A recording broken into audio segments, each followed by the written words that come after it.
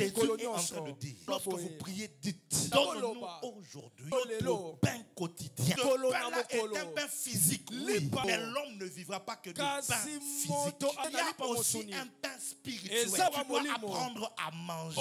Jésus a dit à ses disciples, aux pharisiens, que vos pères, ils ont mangé la manne dans le désert et ils en sont morts. Il dit, mais c'est ici le pain qui est descendu d'en haut. Quand tu ouvres Jésus, tu es en train de manger le pain. Tu es en train de manger la manne.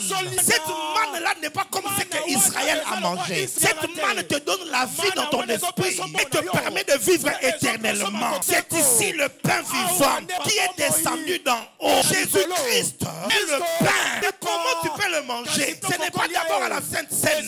Tu peux les manger quand tu ouvres les Écritures. Tu es en train de lire. Ton esprit est en train de manger. Regarde ton voisin, dis-lui bon appétit. Galates chapitre 4, le verset 26 au verset 29. Et nous prenons Galates 4, verset 1 aussi.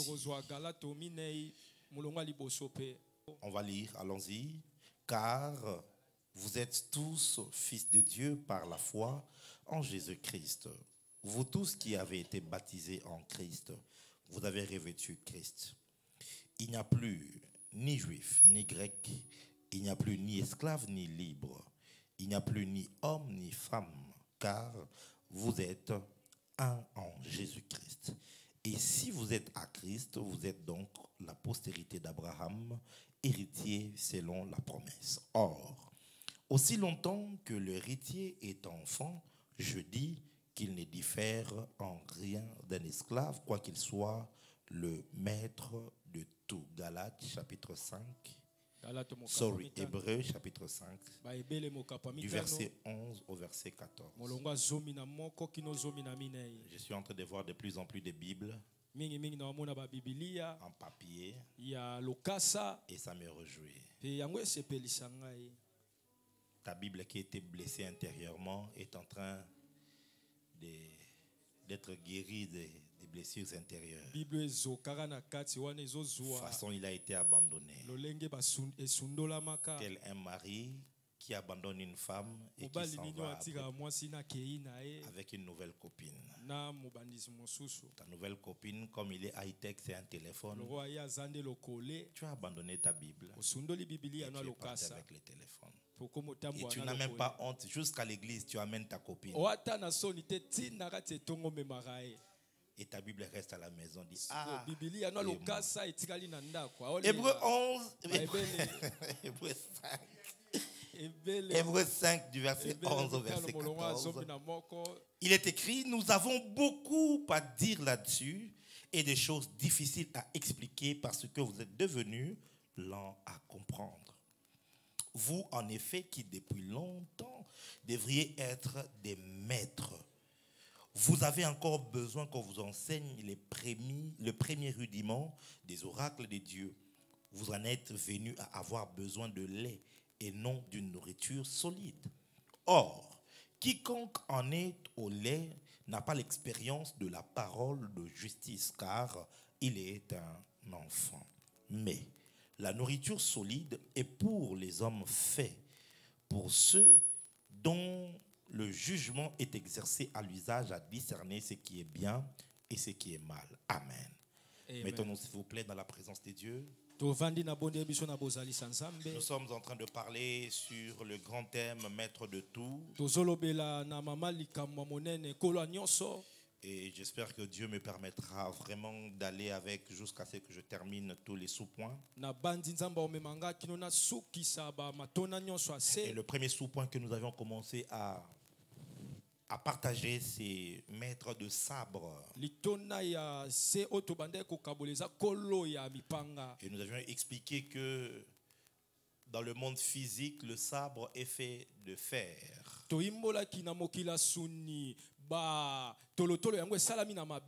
Mais dans le monde spirituel, le sabre ou l'épée est fait de lumière. Et l'épée dans le monde spirituel, c'est la parole de Dieu. Ainsi donc, devenir maître de sabre, c'est simplement avoir la maîtrise de la parole de Dieu. La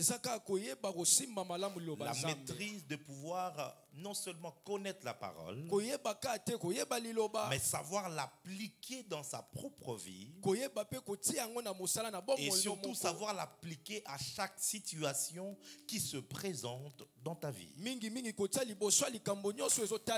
Parce que, voyez-vous, avec tout l'amour du monde, si tu prends la clé d'une voiture, la clé des contacts, et tu l'emmènes devant la porte de ta maison, tu parles en langue avec beaucoup de ferveur. Tu parles en langue des heures et des heures. Et après, tu prends cette clé de contact pour ouvrir la porte de ta maison. Tu n'auras que ta propre stupidité pour se moquer de toi. C'est de même aussi avec la Bible. Elle est la parole de Dieu, mais elle ne s'applique pas partout selon les situations. Il y a une parole de Dieu qui correspond par rapport aux besoins des finances. Il y a une parole de Dieu qui correspond par rapport aux besoins de la guérison. Il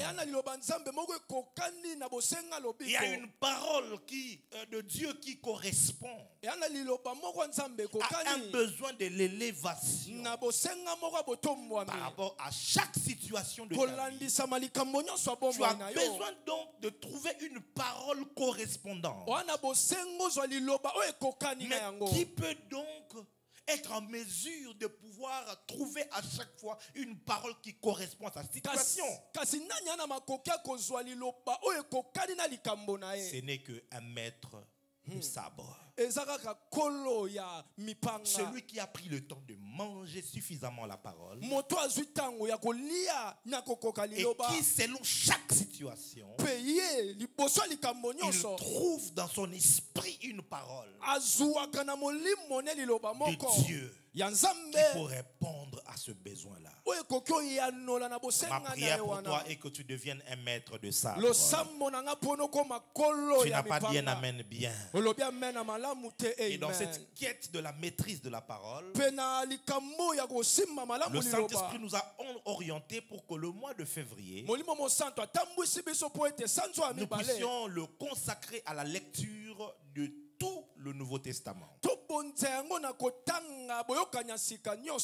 en entièreté, Matthieu jusqu'à Apocalypse, dans le but de nourrir ton esprit, de nourrir ton esprit de la parole. Et plus ton esprit sera nourri de la parole, tu seras en train de marcher et il y aura une parole dans ton esprit qui te permettra de répondre aux grands besoins de la vie. Si tu es en train de me comprendre, dis-moi un amen bien. J'avais dit que Matthieu a 28 chapitres.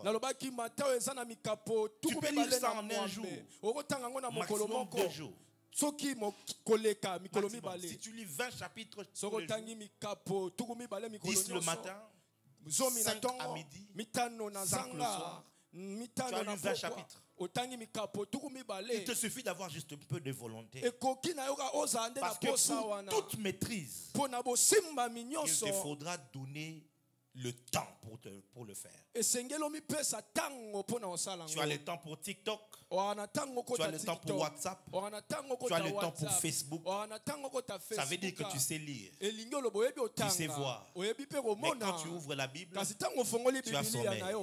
C'est quand tu n'arrives pas à lire. Au moins les Français de la Bible me compliquent. À la JLC, autant à Bible. 2023. Et sa voisin, 2023. Autant à Bible. Si tu me suis en direct et que tu ne comprends pas ce que je dis, on parle en langue. Ne cherche pas à comprendre ça. Et donc nous avions commencé à donner quelques caractéristiques de la parole. Nous avions dit qu'elle est pure. C'est la voie de la pureté. Elle est certaine. Elle est sage. Elle est puissante. Et aujourd'hui, je vais essayer de commencer à vous dire ce que la parole fera dans ta vie. Elle s'intitule simplement l'impact de la parole de Dieu dans la vie d'un chrétien. Celui qui prend la parole, qui la mange. Celui qui prend la parole, qui en fait la priorité. Celui qui prend la parole de Dieu. Oh, merci Saint-Esprit.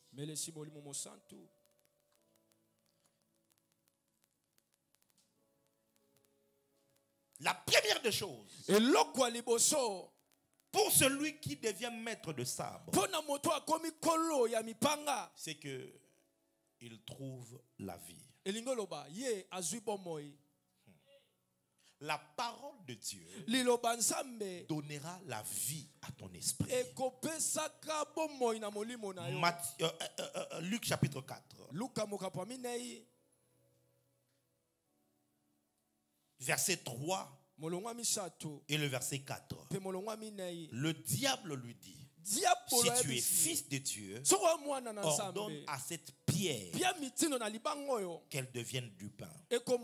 Jésus lui répondit: il est écrit, l'homme ne vivra pas de pain seulement. Dans Matthieu, on dit cela, mais de toute parole qui sort de la bouche de Dieu. L'homme ne vivra pas de pain seulement. Ça ne veut pas dire que le pain n'est pas important. Mais ça veut dire que le pain à lui seul n'est pas suffisant. Come on, my father. Plusieurs personnes. Comment peux-tu espérer vivre si tu fais plusieurs jours sans pouvoir manger? Bon, peut-être qu'aujourd'hui, vous ne pouvez pas le savoir, mais pour ceux qui sont des séries 7, série 8, et plus bas même, à l'époque, quand on arrivait sur Victoire, la place Victoire, et quelques autres endroits à Kinshasa, il y avait une race de personnes pour lesquelles ils étaient un peu comme les Shege d'aujourd'hui. On n'avait pas les Kinois n'étaient pas des Shege. Il n'y avait pas des Shege. Mais il y avait des Shege qui souvent stationnaient sur Victoire et certains coins de Kinshasa. C'était des Éthiopiens. Ouais. Et ces Éthiopiens-là avaient une caractéristique. Ils étaient tout maigres et tout minces. Et quand on les représentait dans les photos, on pouvait voir les côtes. Ils étaient tout maigres. Il y avait la guerre chez eux. Et la plupart ayant fui, ils sont arrivés à Kinshasa. Et ils mouraient de faim. Il n'y avait pas de nourriture pour eux. Et souvent, quand ils étaient sur Victoire et que tu passais, ils t'attrapaient. Lipa, donne-moi le pain. Parce qu'ils n'avaient pas mangé. Ils n'étaient pas en bonne santé. De même maintenant, tout enfant de Dieu qui ne mange pas la parole suffisamment, il est comme cet Éthiopien-là sur Victoire, qui est tout mince, tout maigre. Et vous savez quoi? La malnutrition est une maladie. Ça prend et ça t'expose. Parce que tu n'auras pas assez de nutriments dans ton corps. Tes anticorps n'auront pas suffisamment de force pour se battre. Et les maladies viendront le kwashiorkor. Les kibeka. Le ventre va gonfler comme si tu es grosse. Et toutes les maladies qui peuvent passer à côté de toi pourront t'atteindre facilement parce que simplement tu es en malnutrition. perfection. Lorsqu'on grandissait, nous avions eu la grâce de grandir dans la cité. C'est pas comme toi qui allait en vacances en France à l'âge de 3 ans. Ne viens pas nous intimider ici. Nous, dans la cité, il nous arrivait aussi de souffrir de malnutrition. Moi, j'en ai souffert. J'étais maigre comme ça. Et qu'est-ce qu'on faisait à l'époque? On va faire une formule que celle de nos mamans connaissaient. Un mélange de maïs avec les chenilles, avec le soja, on fait une combinaison. On va commencer à te gaver de force. Il faut que tu manges, il faut que tu manges jusqu'à ce que tu reprennes des forces. Et l'enfant va commencer. Aujourd'hui, il y a diaming. Soyez les gens à TV, dis-moi un amen bien. Amen. J'ai aimé cette publicité que Saïsaï a fait de Mioto. Oh, Saïsaï a Mioto. Mioto, ta bonne amour. Mioto ali a delite. Mioto ali a Quand il a commencé à manger cette nuit, dans la publicité, on montre que de ce que tu manges va déterminer ce que tu vas avoir. La stature et le poids que tu vas avoir. Il y a un peuple en Europe qui est assez extraordinaire. Ce sont les Hollandais. Les Hollandais sont très ils sont des géants. Des géants. Un Hollandais qui a ma taille, c'est un chétif. Il est court. Oui. Les Hollandais sont à 2 mètres. À 2 mètres 5. Et ils sont très balèzes. Et on me dit par l'apôtre Guigui qu'il y a eu une période en Hollande où tu avais le robinet. Le robinet de l'eau. Il y avait aussi le robinet de lait. Donc les petits Hollandais, depuis qu'il est petit, ils mangent des choses que toi tu ne manges pas. Cela va déterminer le poids, la taille. Lorsque les enfants de l'apôtre Guigui sont venus à Kinshasa, tu vois son fils Abraham. Abraham Tambulukoki. Pour ceux qui étaient à Kassavou, ils l'ont vu. Le petit, il est plus élancé que moi. Et il devait avoir, je crois, 15 ou 16 ans. Regarde, il est très élancé. Mais c'est quoi l'histoire? Toi, tu es court. Ta femme est courte. Comment vous pouvez avoir la combinaison d'un enfant qui est tellement élancé? Il m'a dit la nourriture des Hollandais. Je suis en train de dire à quelqu'un, tu peux avoir été pauvre, ta maman pauvre, ton papa pauvre, mais la nourriture que tu seras en train de manger à la JLC Kalabaya va te donner une autre taille, va te donner un autre poids. Le poids que tu auras dans le monde spirituel va dépendre de la nourriture que tu es en train de manger. Si tu es dans une église où on ne te prêche que les bifouins, on ne te prêche que n'importe quoi, tu ne vas pas grandir. Mais quand tu arrives à la JLC Kaleboya, les mystères sont disséqués. On te donne la nourriture des aigles. Qu'est-ce qui se passe? Tu commences à puiser la vie. Tu commences à puiser la vie. La vie pour ton esprit. Et quand ton esprit puise la vie, ton esprit commence à grandir. Ton esprit commence à se développer.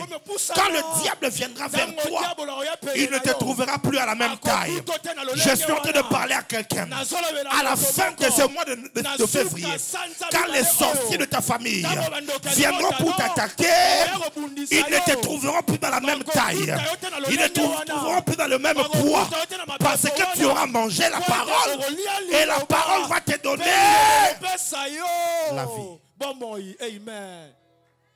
Cette vie dont je parle, c'est une vie spirituelle. Or, Hébreux 11 est en train de nous dire que c'est par la foi que nous reconnaissons que le monde a été créé par Dieu et que les choses que nous voyons, les choses visibles, ont été tirées de l'invisible. C'est-à-dire quoi? Les choses physiques ont pour origine le spirituel. Je peux t'aider?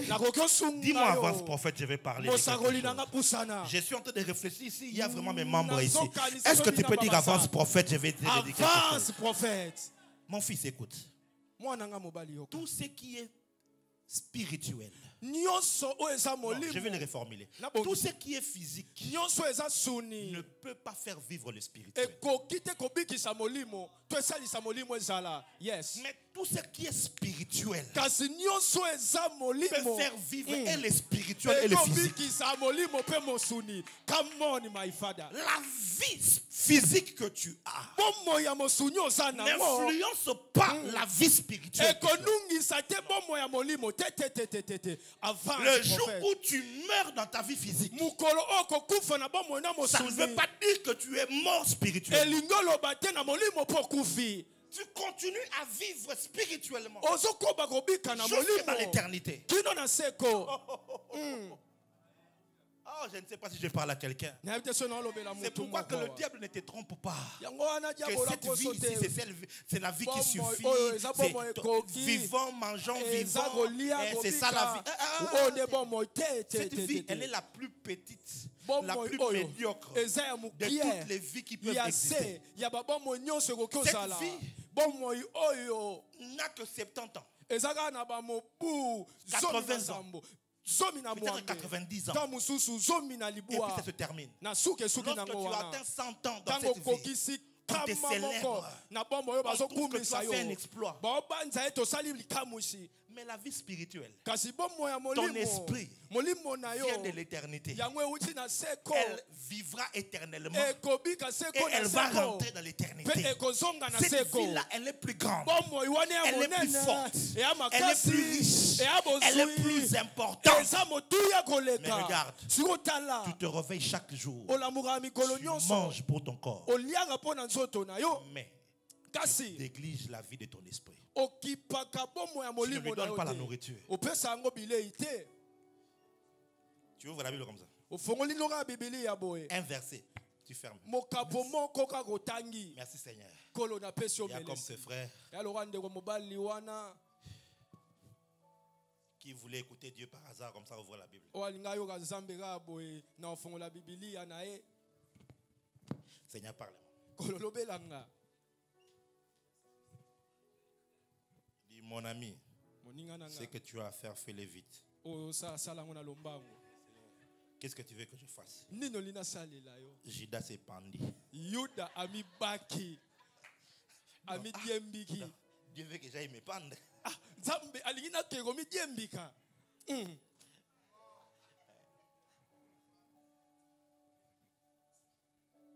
Apprends à donner la nourriture à ton esprit. Ton esprit réclame. Ton esprit veut manger.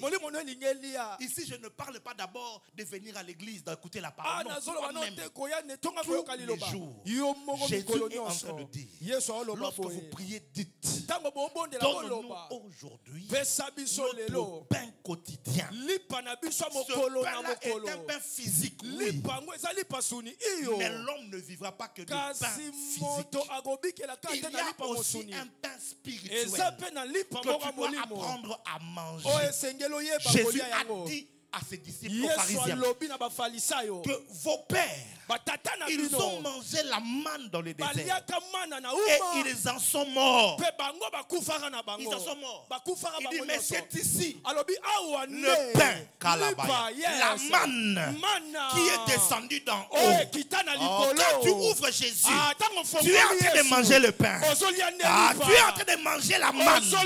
Cette manne-là n'est pas comme ce qu'Israël a mangé. Cette manne te donne la vie dans ton esprit et te permet de vivre éternellement.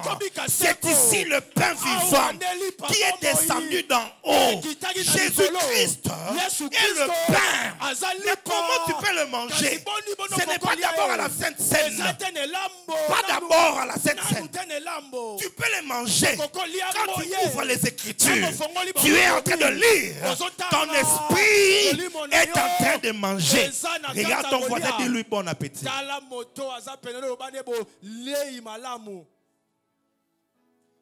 Est-ce que quelqu'un est avec moi? Tu vois maintenant la dimension ultime du combat spirituel. Toi, tu penses que Satan, son travail, c'est seulement de bloquer ton mariage. Tu penses que son travail, c'est seulement de bloquer ton travail. Le travail de Satan, c'est de t'empêcher d'être en contact avec la vie, de t'empêcher de nourrir ton esprit de la parole de Dieu. Regarde maintenant, on te drague. Draguer, on te drague. Les relations, tu as des relations. C'est-à-dire que le diable, vraiment, son problème, c'est pas à ce niveau-là. Regarde comment tu es combattu lorsqu'il faut que tu lises la Bible. Tu te réveilles, tu as oublié. Tu as oublié. Le jour même où tu te souviens là, c'est la Bible qui va disparaître. Tu vas les chercher même. Tu as vraiment envie. Mais la Bible, et qui rapide. Tu cherches. Bon, je vais lire au téléphone.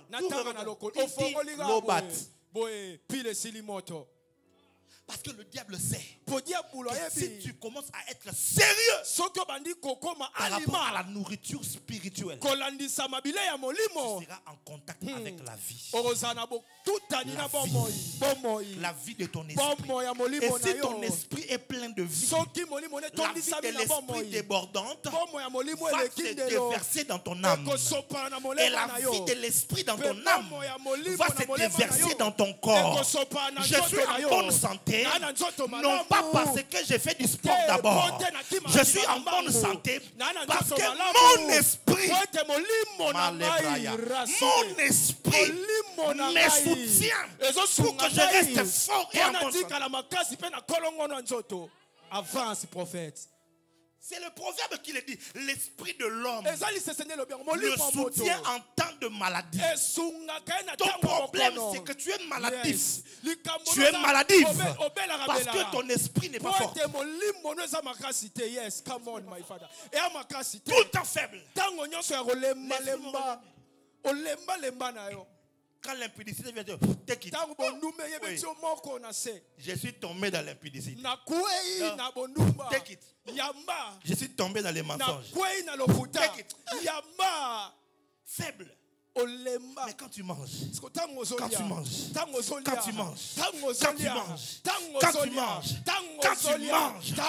deviens fort. Tu deviens fort. Tu deviens vigoureux et plein de vie. Et quand tu as la vie de l'esprit, le diable ne se tiendra pas devant toi. Quand tu as la vie de l'esprit, l'ennemi ne peut rien faire contre toi.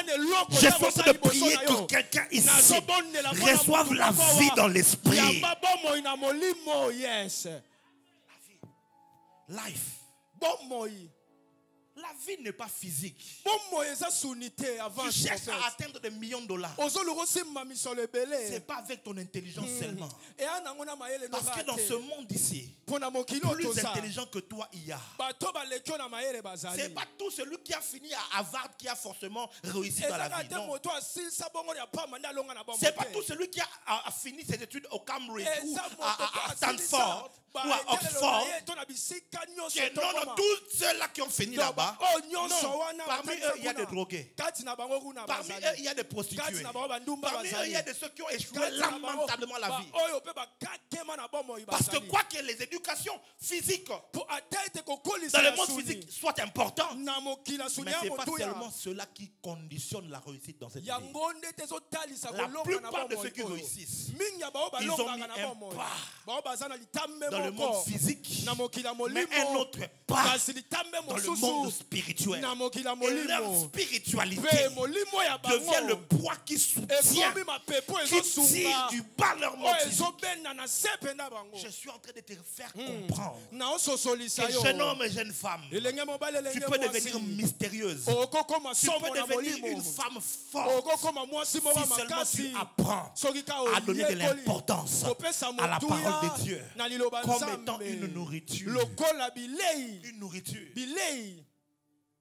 Et même, je peux te donner un conseil. Va plus loin. Dans de tous les jours, n'autorise pas à ta bouche de manger quoi que ce soit aussi longtemps que ton esprit n'a pas mangé en premier. Il faut respecter l'ordre établi. C'est le spirituel d'abord. Réveille-toi très tôt. Si tu es matinal, réveille-toi à 4 heures. David pouvait dire, je précède l'aurore. Pas pour prier, il dit, afin de méditer ta parole. Il dit, je coupe mes nuits dans les veilles de nuit et je médite la parole. Je ne dors pas toute la nuit comme tout le monde. Non. Il dit, je divise mes nuits en termes de veille de 3 heures. Si je vais au lit à 18 heures, avant de dormir, je prends la Bible, je lis. C'est David. À 21 heures, je me réveille. Je prends les Écritures, je lis. Je dors encore. À minuit, je prends la Bible, je lis. Je dors encore. À 3 heures, je me réveille maintenant et je précède l'aurore. Je médite ta parole. Je médite ta parole. Va lire la vie de David. Tu verras le succès dans tous ses combats. Il n'y a pas une seule bataille où David a été vaincu parce que son secret, c'était la parole de Dieu. Mais pourquoi nous nous appelons enfants de Dieu, mais la vie nous bat en pleine couture? On a des échecs partout. On investit là où nous échouons. On est dans des relations qui échouent lamentablement. C'est parce que simplement notre esprit ne reçoit pas suffisamment de vie. Pendant 40 jours, dans le désert, Jésus était en contact avec la parole. Avec la parole. Quand le diable est venu pour lui proposer la nourriture, il lui a dit, pour que je subsiste 40 jours et 40 nuits, sans manger, sans boire, ce n'est pas le pain qui m'a soutenu, c'est quelque chose d'autre. C'est la parole de Dieu qui m'a maintenu en vie. La parole de Dieu qui a soutenu mes os. La vie de l'esprit va augmenter même ton intelligence physique. Même ton intelligence. Apprends à lire la parole. Jeune fille, on ne va plus te duper et te tromper par-ci, par-là. Tu ne feras pas de mauvais choix et de mauvaises décisions à chaque fois. Parce que la parole de Dieu va t'accorder une sagesse extraordinaire. Tu auras la lumière dans ton esprit. Tu auras de la lucidité dans ton esprit. Tu sauras faire les choix qu'il faut par rapport à ta vie et à ta destinée. Parce que la parole donne la vie à ton esprit. Que Dieu bénisse. Amen.